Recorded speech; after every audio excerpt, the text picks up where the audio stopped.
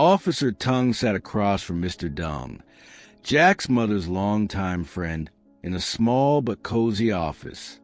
The atmosphere was calm, except for the soft hum of a fan running, creating a strangely relaxed feeling.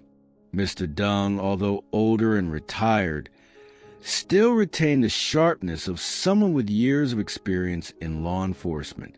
Tung, a young and passionate police officer, felt the tension as they prepared for the crucial operation ahead.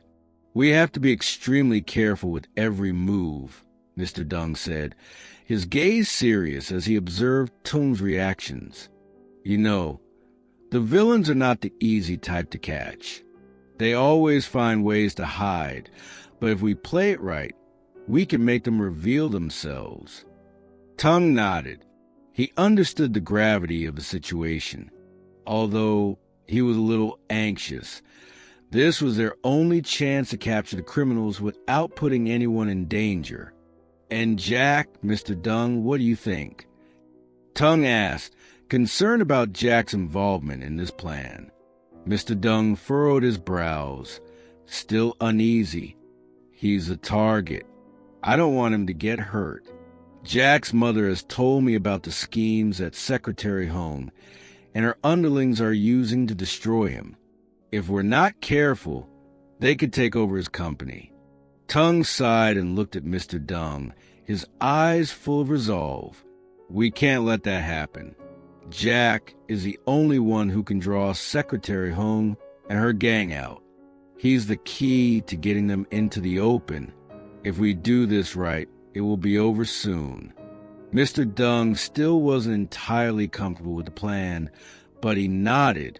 "If Jack has agreed to participate, we need to make sure he's protected.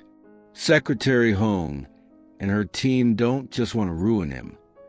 They want to bankrupt the entire company. They've been watching every move Jack makes, and they're trying to bring him down." Just moments later, Jack walked into the room, his face serious but determined. He approached the table and sat down, looking at both men. "Hello, everyone," Jack said, his voice deep yet firm. "I've thought it through and I'm in.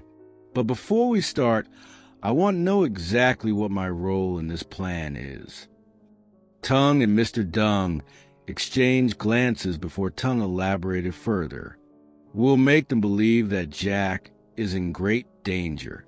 Secretary Hong and her underlings will think Jack is trying to escape them. We'll leave a few false trails to make them think Jack is hiding in an area where they can easily capture him," Tung explained. "The goal is to trick them into walking right into a trap. Jack will be the bait, but what they don't know is that we'll be watching them closely." Mr. Dung continued, his voice serious. "We'll set up a fake scenario to make them believe Jack is living in fear, being hunted by them.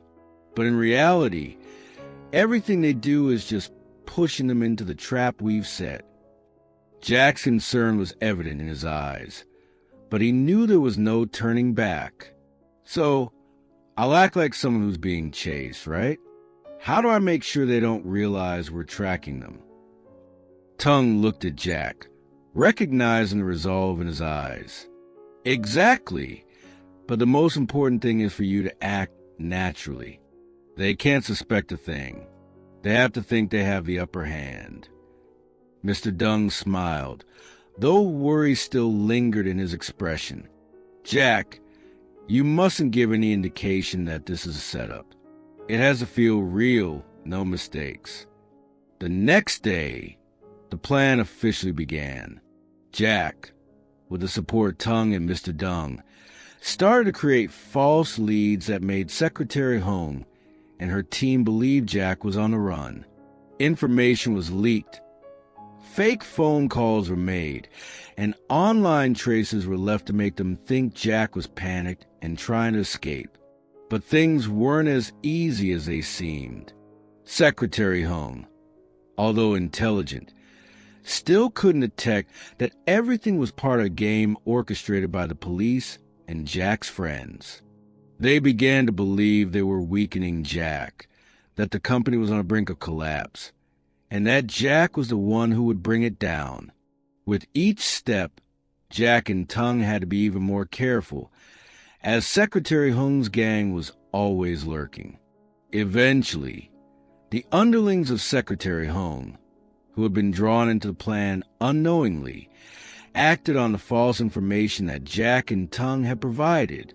When they showed up at a location Jack had set up, the police swooped in and arrested the gang members. Though they didn't catch Secretary Hung, capturing her underlings was still a major victory. They had been led to believe they were in control, but now they were behind bars, facing serious charges. Jack and Tung knew the battle wasn't over, but this was a big step toward unraveling Secretary Hung's scheme and protecting Jack's company. As soon as she lost contact with her henchmen, Hung panicked. She knew her plan was unraveling, and everything was about to collapse.